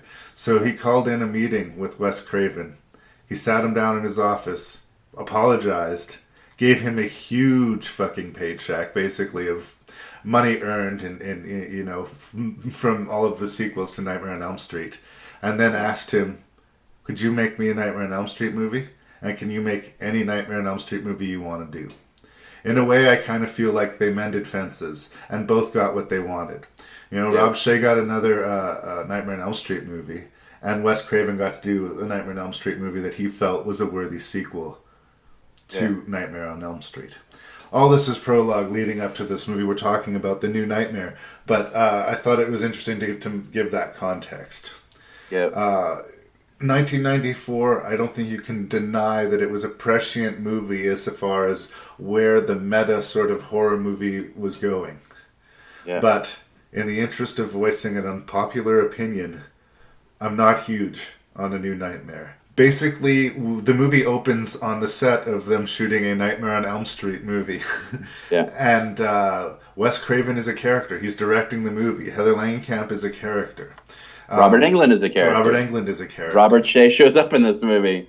I do think that, for the most part, I mean, people who didn't intend to spend their lives in front of the camera, like Robert Shea and, Wes Craven himself, okay, well, I'll give them, I guess, something of a pass. But as far as Robert Englund and Heather Langenkamp, if you cannot play yourself convincingly, that raises questions to me. Anyway, Okay. I think that what Wes Craven was going for is that in the sort of culture of myth making, of which I think we can include horror movies a part of, you lock into something. You are telling stories that bubble up from the subconscious. Wes Craven has said that a lot of his best ideas have come from dreams, hence Nightmare on Elm Street, stuff like that. But I think the conceit is that you're harnessing something real. Yeah. There is some sort of supernatural element that you get this inspiration from. And somehow giving it a shape and giving it a name, in this case, the shape and name of Freddy Krueger, you empower it. Yeah. And so basically the conceit of the movie is that the Nightmare on Elm Street franchise has conjured this actual physical demon. Yeah. Or whatever you want to call it. I'm just using Dream the word. Demon. Yeah. Dream Demon, essentially. That can exist in the real world and do real damage. Most notably, Heather Langenkamp's husband is the first victim of it here. So it's got a lot of balls in the air, and it's a fairly forward-thinking horror movie, especially for 1994. This is before Scream. I understand why people like it. I think what the most important element that Scream had, that this movie doesn't, is a self-aware sense of humor. Yes. This has none of that. In fact, it has so little of it. Yeah, this is a nasty horror. Yeah. It's a proper horror film, but I think the fact that we're looking at Wes Craven and Rob Shea putting themselves in a horror movie, instead of feeling innovative, feels kind of pretentious. Really? Really? Because to me, the scene where Heather actually visits Wes Craven at his house, or maybe it's Robert Englund. It is Robert Englund, but there's two scenes where Heather visits both Wes Craven and Robert Englund, and they're both very much terrified and affected because Freddy's also affecting them. I thought that worked really, really well, and I did not find it pretentious. I mean, in a lot of ways, what Craven here has done is he's done a horror version of The Player, so there's a little sort of wink, wink, nudge, nudge. But not humor, I would say. Maybe a wink and a nudge, but he's making a horror movie here. He's asking us to take this all very seriously. Yeah. And that's fine. In fact, generally speaking, I prefer that. But that's definitely what differentiates it from the Scream franchise. And like I said, I mean, I was saying it comes off pretentious. I'm not saying necessarily that it is pretentious, but I'm saying without that wink, without that sort of Scream edge to it, it reads a little bit that way. It reads like, look at me, I'm a producer, but now I'm in front of the camera. The horror movie is slowly becoming about the people who make it. Yep. I think for that story to work, though, and the story they're telling with this, they had to, because at this point, Wes Craven, everyone knows who Wes Craven is. Most people know who Heather Langenkamp is. Everyone knows who Robert Englund is. So to have them play themselves and be deeply affected by this evil manifestation of Freddy Krueger, to me, it worked. Yeah, I felt their fear too, but their responsibility. If they did unleash this evil spirit in the world, like, they're responsible for these deaths. Yeah. Something else that to me that really, really worked, because at this point, is this like the 7th Nightmare on Elm Street film? Or is it 8th? Yeah. So at this point, Freddy Krueger was basically a walking comedian. That is true. He comes, he kills, he tells a somewhat funny line, and then dismembers his victims. So Freddy had ceased to be menacing. In this film, he's very much a threat, and he looks different. Yeah. Horror films got their start in German expressionism, that art form, all the way starting with The Cabinet of Dr. Caligari. A lot of people sort of credit that film as the birth of horror movies. This film is marinated in that style. Even the dream world at the end. And I kind of agree the film loses its steam because we know that Freddy's going to, eventually lose this battle and they get the kid back. But that world, the imagery with that, it's a mixture of M.C. Escher, German expressionism. Like, to me, those images just danced across the screen. Yeah. And once again, this is Craven engaged here. Even the look of Freddy with, instead of that usual metal claw hands, it's bones and, sharp bones. I thought that was a neat element. And he's mean. He's mean and nasty. He doesn't throw these one-liners that it had been synonymous with Freddy. This one, we don't even see the real Freddy until really the third act. There's a genuine palpable dread that goes for 2/3 of this movie. And then when Freddy does finally show up in all his glory, it loses a little bit, but he's gorgeous to look at in that regard. Well, I will agree with you that Craven effectively gave Freddy his teeth back. Yeah. Because especially by that last entry, Freddy's Dead, I mean, it stopped being even pretending to be a horror movie and became this just ridiculous, violent cartoon. And I think that his genuine attempt to make Freddy frightening again, I respect that. I also have this feeling like it's another Nightmare on Elm Street movie, and it's cool, but where do you go from here from a franchise standpoint? Yeah. Oh, no, I agree. And it was a difficult decision to, what do you do since there's been about 6 other films before this? How do you make this even remotely scary again? Because Freddy at that point had ceased to become scary. Yeah. And I think he succeeded for the most part. Is it perfect? No. They're, like I said, the film sort of loses its steam towards the final act. I think that the scene with the babysitter in the hospital was well rendered. Yeah.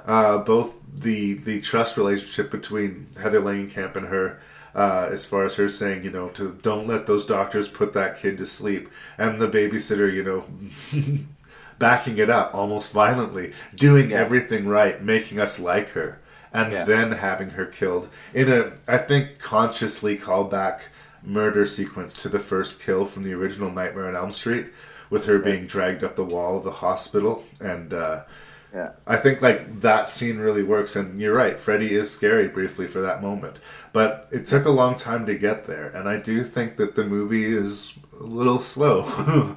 I do also want to give a special shout out to Miko Hughes.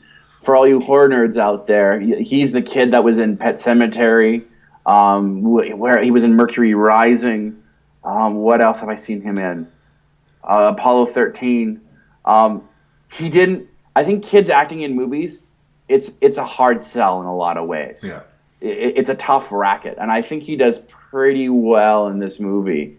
I don't know if it was this movie or Pet Sematary, but at one point the kid had to cry, and this story disturbs me in a lot of ways. But they were trying to get this scene where the boy was, to be visibly upset and crying, and the director wasn't getting it. And so the parents came in and says, well, we know how to make him cry. We just don't like to do it, but we know how to, we can get this shot for you. And so they went and they whispered in his ears that that they were going to die soon. And that visibly, in his eyes just went, Wah! And the tears just came like that. Yeah, that's child abuse. That's child abuse. It is. So I don't know if it's this movie or it was Pet Sematary, but I found him pretty good in this movie. He didn't annoy me, I'll say that much. No. But yeah, that story has always kind of stuck with me whenever I think of Miko Hughes in that regard. I do think it's tricky handling kids in horror movies. Especially the more involved they are. He's being kidnapped and chased around by Freddy, So it's much like the little girl in The Exorcist. I mean, how can you ask a girl to do that and not, somehow break her innocence a little bit, Well, and also taint your own soul if that's, if you believe in that kind of stuff. I do also like the element because the stuff with the California earthquake, that's all real as well. And once again, Craven went out with his film crew, and that's all authentic. That's real stuff you're seeing there. So I really like that Heather woke up from her first dream to the earthquake. I thought that was a nice touch. Yeah, I like that as well. Again, I always come off way more negative than I mean to. Here's what I will say. I love that it sets the table for Scream. Yeah. Because I really do think that it does. And I love that it's a much stronger entry in the Nightmare on Elm Street series than we've seen in a while. That said, I can't help but wonder if Wes Craven had been in charge of the Freddy Krueger franchise and we had 7 Wes Craven Nightmare on Elm Street movies, if they would be more or less interesting than the ones that we had. They would probably not be as funny, but they might be more art wank. Do you know what I mean? Yeah, I agree. That I agree. I don't think we would have 7 Freddy No, Krueger movies. That's exactly why he's not involved, right? Yeah, no, I know he was quite bitter and jaded. He read the script for the second run and went, "This is shit." Yeah. And they proceeded to make the gayest horror film, or one of the gayest horror films ever made. Yeah. So there are good things to be said about it. I mean, there are people that seem to just love this movie, and there are people that hate it, and I'm kind of in neither camp. I think it's an above average entry in the Nightmare on Elm Street franchise. Yeah. But I think it's maybe a little bit oversold. I think it's maybe it's prescient to where horror movies were going, but it's not as smart as where we arrive when we get there.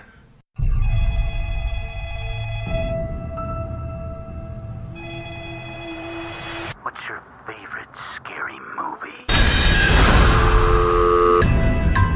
Here is my Woodsboro Massacre anniversary question. What is your favorite scary movie? What's your favorite scary movie?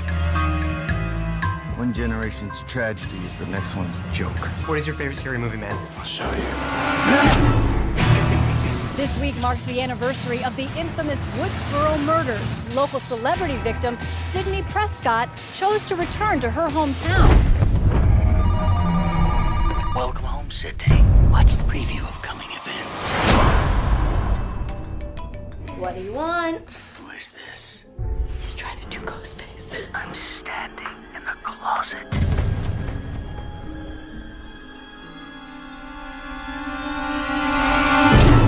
Liar.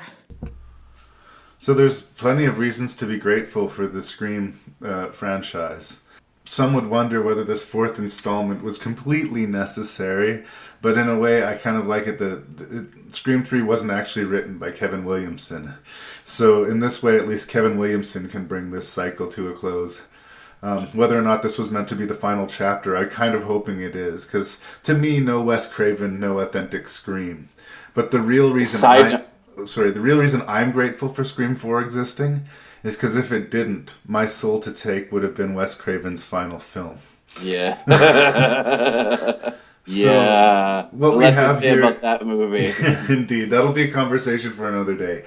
As much as Scream 4, and this is as much merited by the chance that it is the 4th entry in the franchise, is clearly not the best Scream movie. I mean, it's a fairly decent, entertaining, whatever slasher movie. But I'm nowhere near as excited about Scream 4 as I am about Scream and Scream 2, you know? But yeah, we started with Last House on the left, and we're ending with Scream 4. Sydney Prescott has written a novel, and she's on a book tour to promote it. And upon returning to her hometown, shock among shocks, some ghost-face killings prop up again, and her old pals, played by David Arquette and Courtney Cox, band together to try and find who the killer, or indeed killers, may be. Yeah. We've been here before, 4 times before. Does Wes Craven bring anything to it to distinguish? Yeah.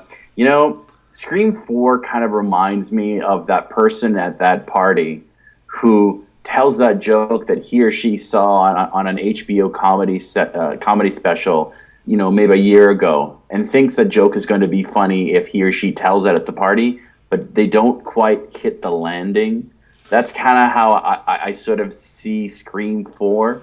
I mean, all the elements of a horror film, and as a slasher film, I mean, it does deliver the goods, but the jokes aren't as crisp. They're not as funny as, or even original as I say, you know, that the first Scream had. It seems almost a little preachy when, spoilers, one of the killers gives the reason for why this person is doing the killings, that they wanted to be famous. You know, at this point, we're well into the whole saga of Paris Hilton or Kim Kardashian, so yawn. Yeah, And that's more Kevin Williamson, who, and actually he wants to disown this film because Edwin Kruger was brought in to do a ghostwrite, by the way. So, and Kruger's one of the producers on it, but Kruger did do a ghostwrite on this film, and so Williamson's not too happy with it. Right.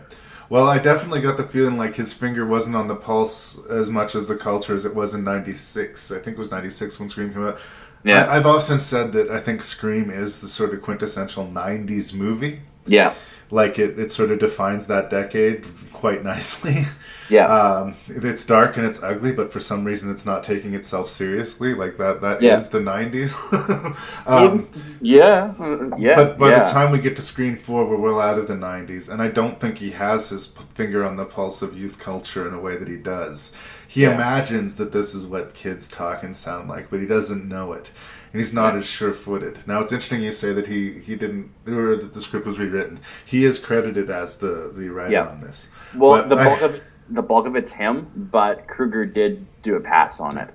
I had, until rewatching this movie, sort of just in my head put Scream 3 was the my least favorite of the Scream movies. I think the moment where Jay and Silent Bob walk through the scene in Scream 3 is the jump the shark moment of the Scream franchise. Yeah, I agree with you. I think it's probably the worst moment of the whole franchise that had happened.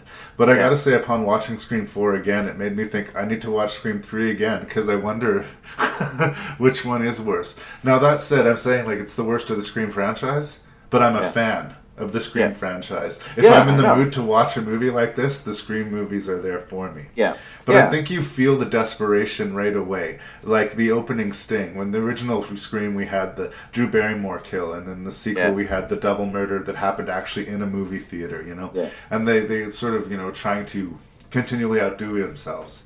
What we have at the beginning of this Scream is a series of false starts. And a series of sort of teasing the audience. Is this the real movie, or is this a parody movie, or is this... When is the real movie going to start? And when the real movie did start, even after the opening credits, I still kind of feel like the real movie didn't start yet. Yeah, no, there's one too many false starts. 10 minutes of the movie goes by before we actually get the opening title Scream 4. And at that point, you're like... like the whole Anna Paquin, who's the other actor with her? Veronica Mars. Veronica Mars actress, I can't remember her name. Right? I can't remember her name. Kristen something or other? Kristen Bell. Kristen Bell. At that point you're kind of like, okay, I know you're trying to be kind of cheeky and witty here, Wes and Kevin, but meh. Yeah. And it's partly because, in a lot of ways, the Scream films brought back the slasher into popular mold. Like a lot of slasher films came back pretty quickly after the Scream to capitalize on that popularity. So in a lot of ways, by the time we get Scream 4, and it's 10 years after Scream 3, there's a lot of been there, done that with that film. You can get a sense of anger from Williamson, where you sort of think, I'm being sort of smart here, tackling this whole culture or subculture of being famous just for being famous kind of thing. And also, here are the rules of the horror films. You know this, but now we're going to completely, pull the rug from your eyes because it's a reboot. But once again, it's tiresome. And you just kind of roll your eyes a little bit. I mean, as a sort of turn your brain off, maybe it's Saturday night and you want to watch a good, slasher film, Scream 4 does the trick. It also depends on your care for the characters, whether it's Courtney Cox, what's her name? Gail Weathers. Gail Weathers or Sidney Prescott or Dewey. They're always fine. I think they killed the best character in the second one with Randy. And that was something that I think was very smart. And in a lot of ways, Sidney should have died at the end. I really kind of felt that, because I don't think there's going to be another Scream film. This film didn't do financially well. Not as well as the other ones. I think that they were thinking to try and do another set of 3, but the reception was lukewarm enough that they decided not to. And they're doing this completely different spin-off TV show now and whatever. I mean, how fresh can anything be with number 4 on it? There's this struggle with that anyway. And if Scream itself is a comment on diminishing returns, like I said, even when it loses, it wins. But I think that we're just worn with use here. Much like the sort of chemistry between Courtney Cox and David Arquette probably literally has been worn. They got divorced in the making of it. They were getting divorced while this movie was happening. So that hurts. And like we've seen them for 3 other movies. So I mean everything is strained. I like some of the supporting cast. The chick from Heroes, I thought had... she's really good. Yeah. She's really good. And apparently... Hayden Panettiere, I think you said? Yeah, she was interviewed, and she actually... Her character does survive the movie. We don't know this, but on the extra stuff on the disc, the Blu-ray, she's interviewed and admits to that her character apparently does survive. I will say this, like once... And spoilers out there, folks. Once the killer's identities are revealed... I kind of had a hard time believing that these 2 people were the killers. Just the size of them and the amount of violence that they create. And when I'm thinking that, it was taking me out of the movie. Like, how can these 2 people brutally kill cops? Alison Briere from Community, the way she's killed. Yeah. I didn't believe it. I thought they would have to be on like super steroids or something where the amount even of if both of them were working together, the killer that we see seems more powerful than the 2. I will agree with that. I had a hard time. Weird seeing Mary McDonnell in this movie. Yeah, I was going to say, this is the second movie I've reviewed, and certainly not the last movie I will review, that is very guilty of the sin of casting Mary McDonnell and doing absolutely fucking nothing with her. She is an amazing actress. Yeah. I totally believe that she could do anything that is asked of her. And, like, her character is completely useless. Yeah. Like, she doesn't seem to feel or believe any of the stakes. We don't know her well enough to care that she dies. It's just like, it was just shocking to see how little they did with her. And I guess, maybe she did, it's a good paycheck role, it's a high profile role, and, she'll get other work from it. But like, damn it, you guys, if you have Mary McDonnell, use her. She should have been the fucking killer as far as I'm concerned. That would have been interesting, right? Exactly, yeah. Like, have her, pull the mask off and go, surprise! Yeah. End credits. Yeah, no, I didn't believe the killers at all, and the reasons for their actions. It's not as smart as it used to be. One of the characters is constantly video casting his life online so that we can have this, found footage murder sequence. And as soon as that character is introduced, we know this about him. He's going to be killed off in a found footage murder sequence, and he's not the killer, right? Right away, like, we can take it off the board. Which is like, with the other Scream movies, there was a little bit of, can I puzzle this out? Can I puzzle this out? Yeah. And I think it was innovative, especially in the first Scream movie, that there were 2 killers. Nobody saw that coming. Yeah. But, at this how point, many fucking psycho killers does Sidney Prescott have within arm reach of her life? Like, good lord. Yeah. And if you stop and you think about it, they show their hand really early at that club meeting where they're talking about the rules of reboots, where those 2 boys are talking about it, and at one point, I mean, they did the whole side to each other. Well, not to accuse him. Yeah. But it's just sort of like, aha, and at that point, I went, okay, you're definitely one of them. Yeah. So I definitely, for some reason, I wish I could tell you what it was. Yeah. Immediately, sort of. Just decided that Culkin was one of the bad guys. Yeah. And in the scene when Sydney leaves her niece, is it? Yeah. Played by Emma Roberts, hiding under the bed. Yeah. She just says, stay there, and then she runs to continue the chase. Yeah. Right there, I knew, okay, there's your other killer.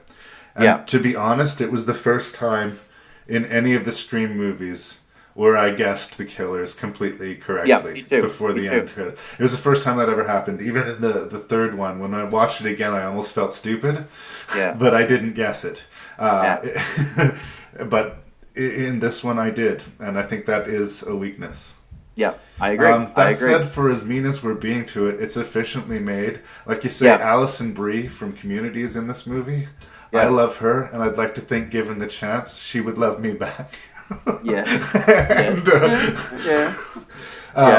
it has that winking thing. The scene with the cops complaining about how cops always get killed off in Scream in these types of scenarios, and then they get killed off, is obvious, but not without its entertainment value.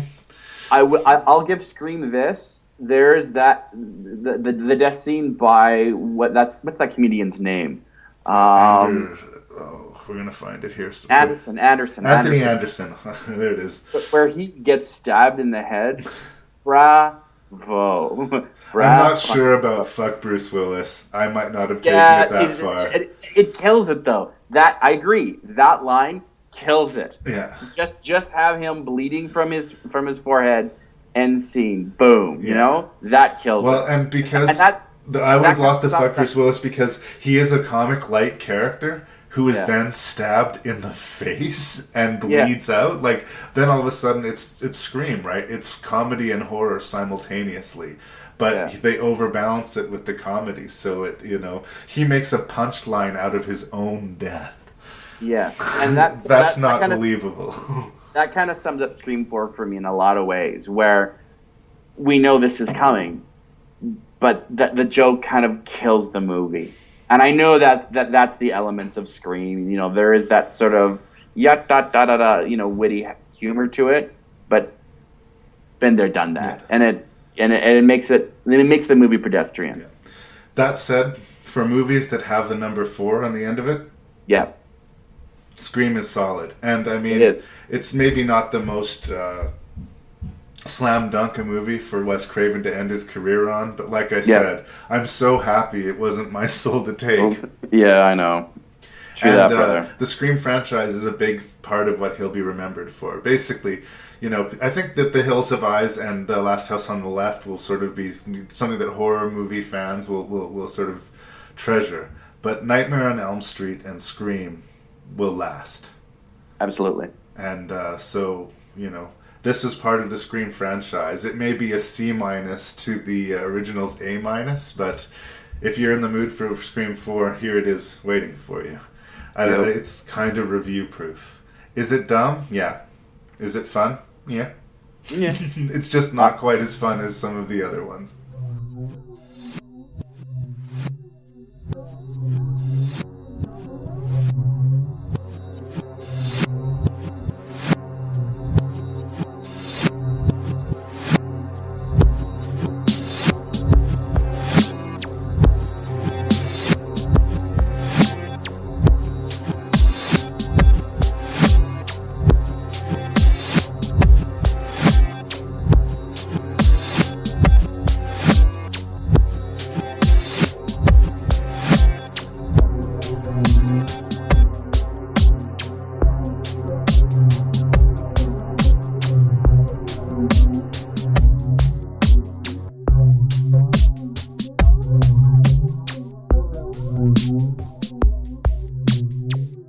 Here we go, all the way at number 6, and I think you can agree on this, that even though this is his first movie and there are elements that, he's starting to show how good he is, but Last House on the Left starts at number 6. There's just too many things wrong, and he hasn't honed his instincts yet. Then at number 5, we have Scream 4. As a slasher film, it delivers the goods, but overall, meh.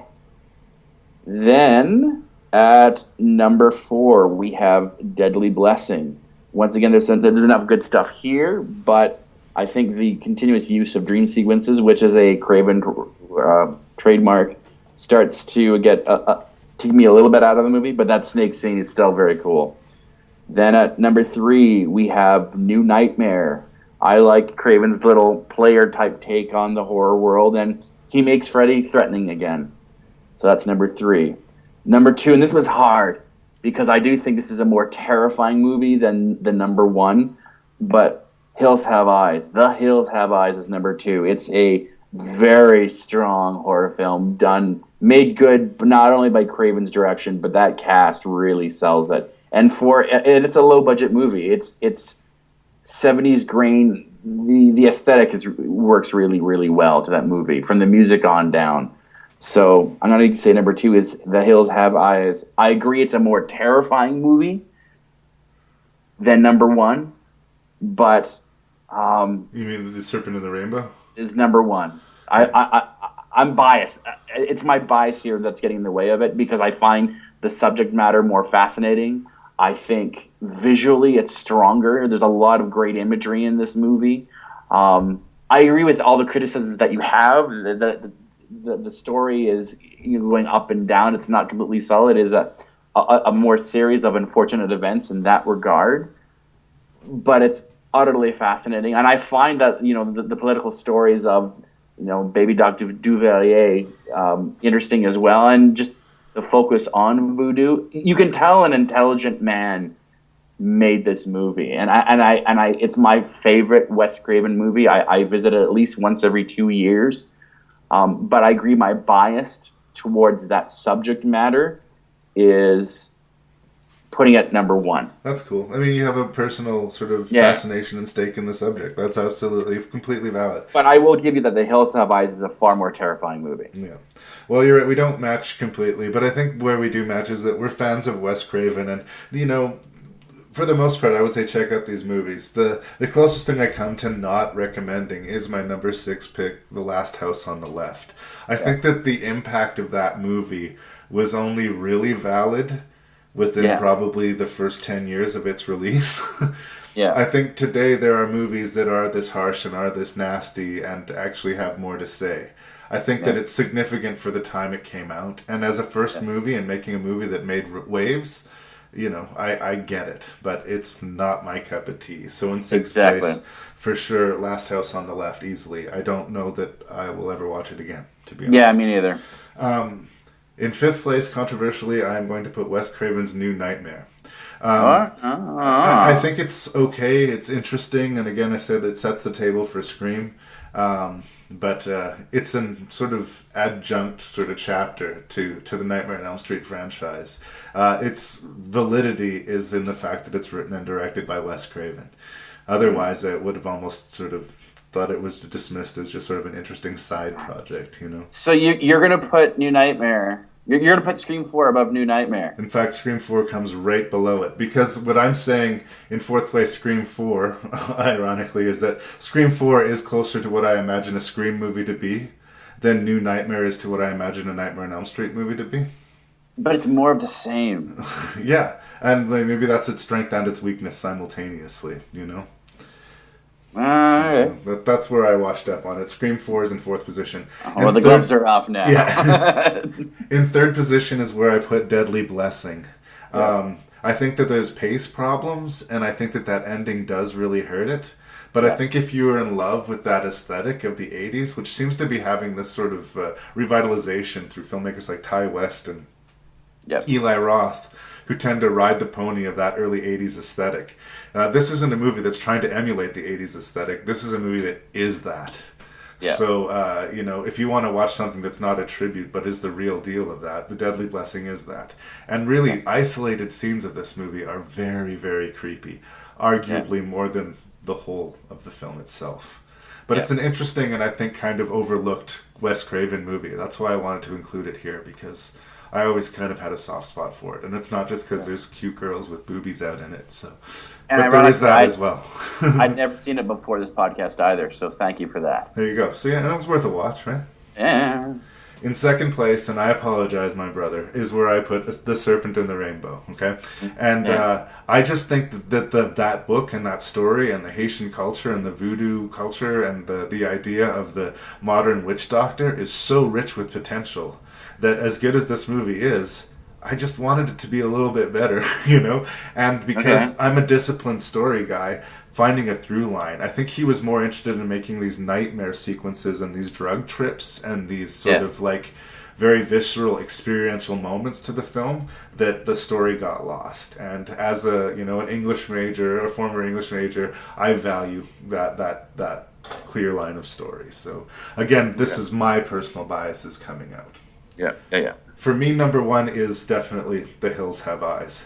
It's the low-budget, grungy 70s horror movies. Like, people think 70s horror, they think the big towers, right? There's the Exorcist, the Shining, and the Omen, sort of like these big, clean tentpole pictures. But as far as that underground drive-in fare, that scuzzy sort of grindhouse horror movie that Tarantino and Robert Rodriguez like to emulate nowadays. The Hills Have Eyes is that authentically. It's not a throwback to it. It's not like a wink to it. It is. It is that thing. Therefore, and it is I am. scary, and it has stakes, and it's like you feel the deaths, even the deaths of the bad guys. You kind of feel in this movie because they're so ugly. So you feel good though. yeah. But it engages your emotions, and that's a high compliment to pay.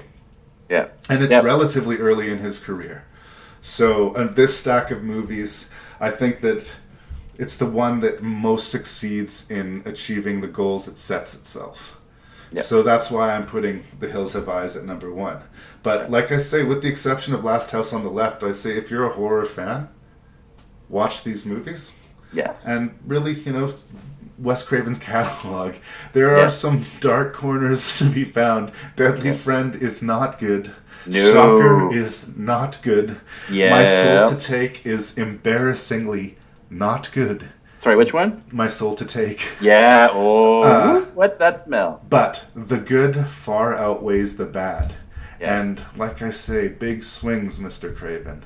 Yeah. I respect that. I respect your career in genre, and I appreciate all of the good times that you have given me. So, honorary Jerry goes out to Wes Craven, and you will be missed. He died at the age of 76, and I think he had enough gas in the tank that he might have had 10 more years of movie making in him. So, alas. Thank you, Mr. Wes Craven. Any final words? I'll give it to you, Mr. Beckman. Well, when I, began to really sort of understand the nature of film and the language of film, Wes Craven was one of the first filmmakers to really teach me that. So when I think back to a young Lee learning about that film could be art, he was one of the filmmakers to start all that. Carpenter, Craven, even a little bit, Hooper a little bit, although his record is far more spotty. So I'm going to miss him. I'm gonna miss looking forward to the next Wes Craven movie because it's not gonna happen. And learning about you for this podcast, I found a very complex man, a very thoughtful man, a very interesting man who had a very interesting life, who took big risks. Like he left everything. He left an academic, well-paying career to go first be an editor in a big city, and then a pornographer nonetheless, but a filmmaker, and succeeded and he lived his life to the fullest. So if anything, I take my hat off to you, Wes, in that regard, and you made some powerful images and some powerful pictures. You will be missed. That was Mr. Lee Beckman. Thank you so much for being here for the 62nd episode Holla. of Rank and Review. Holla. Thanks, brother.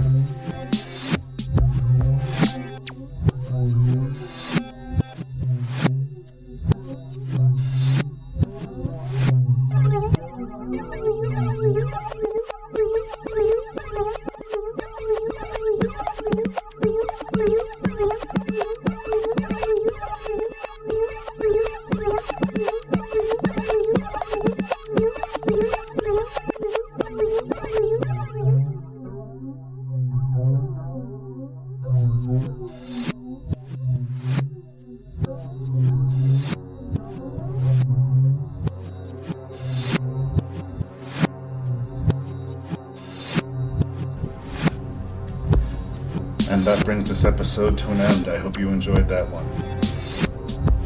If you'd like to send feedback to Rank and Review, you can do that by sending your emails to rankandreview@gmail.com. This is your host and random Canadian, Larry Parsons, saying please seek out the show on iTunes, seek it out on Facebook, any podcast sharing network that you're working on, or platform device. If my podcast doesn't show up on there, see if you can do something about that. Tell that other movie lover in your life that there's this podcast called Rank and Review, and that it's waiting for them. Thanks for listening, you guys.